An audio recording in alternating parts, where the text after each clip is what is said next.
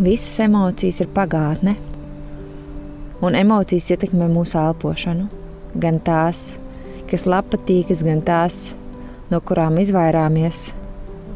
Es šoreiz pieskāršos emociju gammai ar nosaukumu sēras. Sēras ir process. Tā ir dabiska reakcija uz zaudējumu.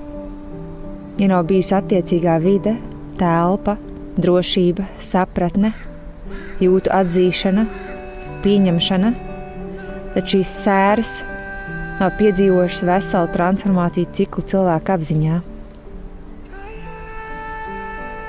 Sēras pierādījums tam, ka tu mīlēji, un tās klauvēs tajos mirkļos, ka tu paliksi viens ar sevi klusumā, jo ir laiks, jo no enerģijas neaizmuksi, jo enerģija ir dzīvība.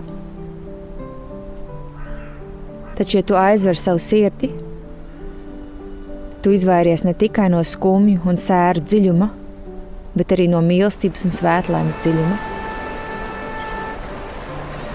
Tā patiesi nav iespējams zaudēt mīlestības tīro esenci un tās pirmotnējo esību. Tā nevienam un nekam nepieder. Tā vienkārši pastāv, tā vienkārši ir. Mīlestība ir enerģijas smalkākā izpausme. Vai tu atceries ceļu mājās?